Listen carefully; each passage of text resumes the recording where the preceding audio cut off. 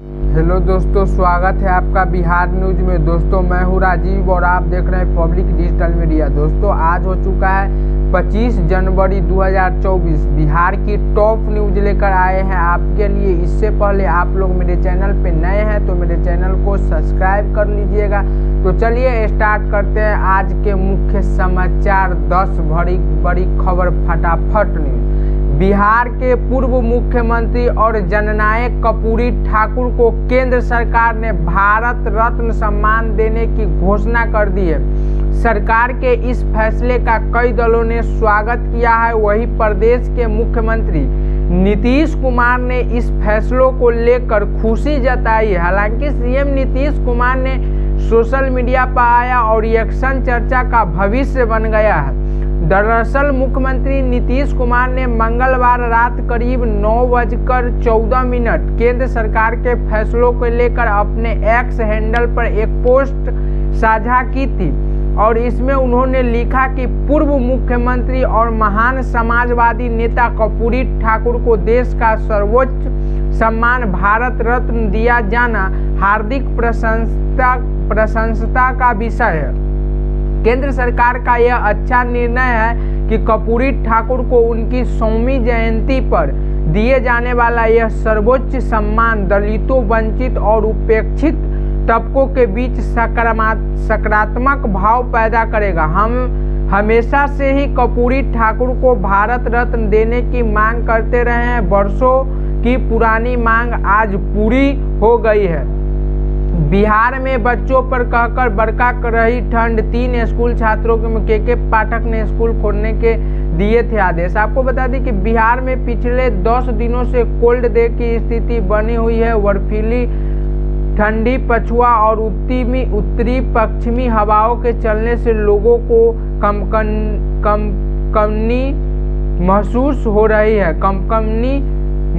हो रही है। सर्दी की वजह से लोगों को काफ़ी दिक्कत का सामना करना पड़ रहा है। घने कोहरे के बीच हाथ मसले जब बच्चे स्कूल की ओर जा रहे थे तो अभिभावक की सांस फूल रही है। उन्हें चिंता सता रही कि उनके बच्चे बीमार न पड़ जाए और स्कूल से बुलावा आ जाए। बुधवार को मुजफ्फरपुर जिले के मझौली स्थित एक स्कूल में 6ठी कक्षा के छात्र मोहम्मद कुर्बान और लखीसराय जिले के कजरा थाना क्षेत्र के श्रीघाना स्थित एक स्कूल में 7 वर्षीय बच्चे रणवीर कुमार की मौत ठंड लगने से हो गई। वहीं औरंगाबाद में भी केंद्रीय विद्यालय में 6ठी कक्षा के राजवीर नामक एक छात्र की ठंड लगने से मौत हो गई। मुख्यमंत्री नीतीश कुमार ने बुधवार को बिना किसी का नाम लिए परिवारवाद पर हमला बोला। वेटरनरी कॉलेज ग्राउंड पर जेडीयू की ओर से भारत रत्न कर्पूरी ठाकुर की 100वीं जयंती के अवसर पर आयोजित जन्म शताब्दी समारोह को संबोधित करते हुए कहा कि हमने भी कर्पूरी ठाकुर से सीखकर परिवारवाद की राजनीति नहीं की। आजकल लोग अपने परिवार को राजनीति में आगे बढ़ाते हैं। हमने अपने किसी परिवार को आगे नहीं बढ़ाया है। उन्होंने कहा कि हम लोग 2007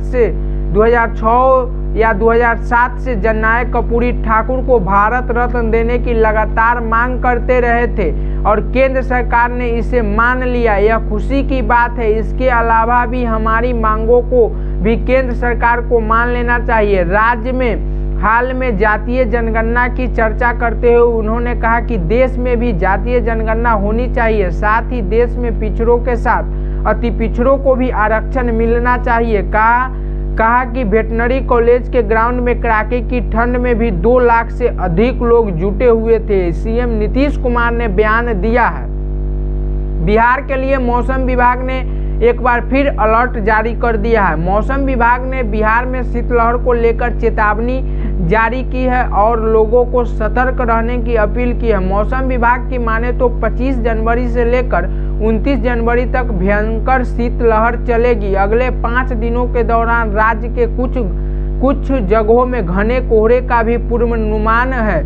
मौसम विभाग ने कहा कि राज्य के अधिकांश भागों के निचले क्षोभ मंडल में बर्फीली ठंडी पश्चिमी और उत्तरी पश्चिमी हवा का प्रवाह जारी है, जिसके कारण 12 जनवरी 2024 से राज्य में शीत दिवस या अति शीत दिवस जैसी परिस्थिति बनी हुई है।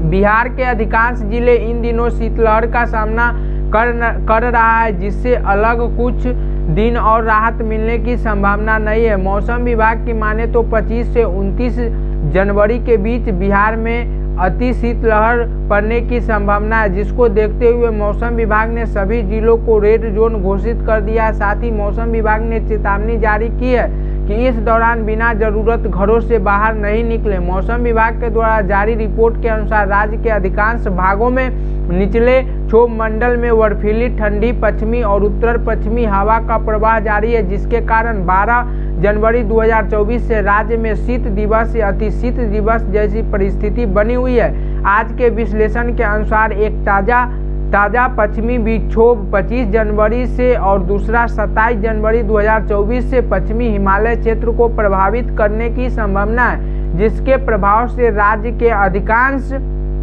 भाग में 25 जनवरी से 29 जनवरी 2024 के दौरान अति शीत दिवस जैसी स्थिति जारी रहने की संभावना है। मौसम विभाग ने बताया है कि इसके साथ ही अगले 5 दिनों के दौरान राज्य के कुछ जगहों में घने कोहरा का भी पूर्वानुमान लगाया जा रहा है। सूर्य के उत्तरायण होने का असर बिहार में नहीं दिख रहा है। सूरज की तपिश बढ़ने की बजाय कमतर साबित हो रही है। कोहरे ने धूप को धरती पर आने से रोक रखा है। 26 जनवरी तक राज्य में भीषण ठंड रहने की आसार है। शीतलहर के साथ कोहरा भी पूरी ताकत से नजर आ रहा है। हालांकि संभावना है कि दिन में धूप दिखाई दे। IMD की आधिकारिक जानकारी के मुताबिक राज्य के दक्षिण पश्चिमी, दक्षिण मध्य और आधे से अधिक उत्तरी बिहार में शीत दिवस की स्थिति बनी हुई है। राज्य के सभी जिलों व जगह पर न्यूनतम तापमान 10 डिग्री सेल्सियस से कम रहा। 6 जिलों में तापमान 5 डिग्री सेल्सियस से भी कम रहा।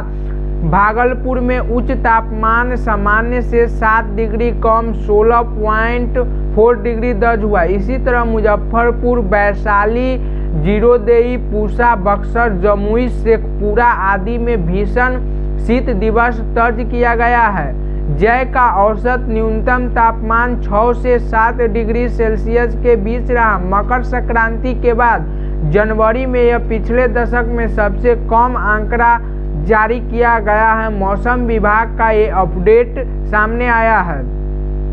राज्यसभा सांसद सुशील कुमार मोदी ने कहा कि जननायक कर्पूरी ठाकुर जीवन भर पिछड़ा विरोधी कांग्रेस के विरुद्ध संघर्ष करते रहे और कांग्रेस को सत्ता से बाहर कर ही वे 2 बार बिहार के SSP मुख्यमंत्री बने। आपको बता दें कि राज्यसभा सांसद सुशील मोदी ने कहा कि जननायक कर्पूरी ठाकुर जीवन भर पिछड़ा विरोधी कांग्रेस के विरुद्ध संघर्ष करते रहे और कांग्रेस को सत्ता से बाहर कर ही वे 2 बार बिहार के SSP मुख्यमंत्री बने। 31 साल बाद मरणोपरांत उन्हें भारत रत्न मिलने पर राजद और JDU के जो लोग दबी जुबान से स्वागत कर रहे हैं, वे आज उसी कांग्रेस की गोद में बैठे हैं जिससे कर्पूरी जी नीति, नियत और आचरण के हर स्तर पर जूझते रहे। राज्यसभा सांसद सुशील मोदी का ये बड़ा बयान निकल कर आ रहा है। मेयर पद के उपचुनाव में कुल 17 प्रत्याशी अपना भाग्य आजमा रहे थे। इनमें से 2 ऐसे भी प्रत्याशी थे जिनके पहले भी नगर निगम का प्रतिनिधित्व किया गया। वही 2 अलग अलग ऐसे भी उम्मीदवार मैदान में थे जिनके पक्ष में राजद सुप्रीमो लालू प्रसाद यादव मैदान में तथा बिहार सरकार के वन एवं पर्यावरण मंत्री उनके बेटे तेज प्रताप यादव ने वोट मांगा था, लेकिन दोनों ही प्रत्याशी हार गए। इस चुनाव में भगवा समर्थक कार्यकर्ता लक्ष्मी नारायण गुप्ता ने बाजी मार ली है और मेयर चुने गए वही पूर्व के मेयर या उनके परिजनों को दूसरे एवं चौथे स्थान पर रहना पड़ा। बिहार की सियासत में पिछले 1 महीने से कई तरह के कयास लगाया जा रहा है। चर्चा इस बात को लेकर जोर शोर से चल रही है कि मुख्यमंत्री नीतीश कुमार एक बार फिर से पाला बदल सकते हैं। लेकिन पूर्व मुख्यमंत्री और बिहार की राजनीति के जननायक कहे जाने वाले कर्पूरी ठाकुर को जैसे ही भारत रत्न सम्मान देने का ऐलान किया गया, मुख्यमंत्री नीतीश कुमार ने सोशल मीडिया पोस्ट और अपने भाषणों में इशारों में बहुत कुछ संकेत दे दिया। नीतीश कुमार ने सोशल मीडिया एक्स पर कर्पूरी ठाकुर को भारत रत्न सम्मान देने के फैसले का स्वागत किया और प्रधानमंत्री नरेंद्र मोदी को बार बार धन्यवाद दिया। भारत रत्न सम्मान की घोषणा के बाद देर शाम नीतीश कुमार ने जो पहले बयान दिया था उसमें सिर्फ केंद्र सरकार के फैसले पर खुशी व्यक्त की गई थी, लेकिन कुछ देर बाद ही दूसरा संशोधित बयान आया जिसमें उन्होंने प्रधानमंत्री नरेंद्र मोदी को भी धन्यवाद दिया है।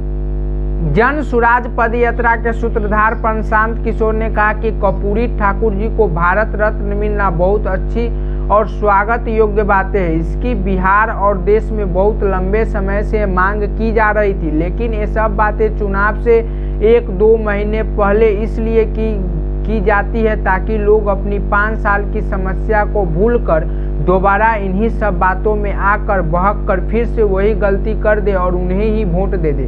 बिहार ने हर नेता का शासन देखा, लेकिन प्रशांत किशोर ने कहा है कि बिहार के लोगों को एक बात जो मैं कहना चाहता हूं ये कि अगर लोग लगातार ऐसे ही गलती करेंगे तो बिहार में लोगों की हालत वैसे ही बनी रहेगी जैसे आज है। बिहार ने हर नेता का शासन देखा है, चाहे वो लालू जी का शासन हो या मोदी जी का हो या फिर नीतीश कुमार को। पिछले 10 बरस से मोदी जी शासन में है, इससे बिहार में बेरोजगारी में क्या कमी आ गई?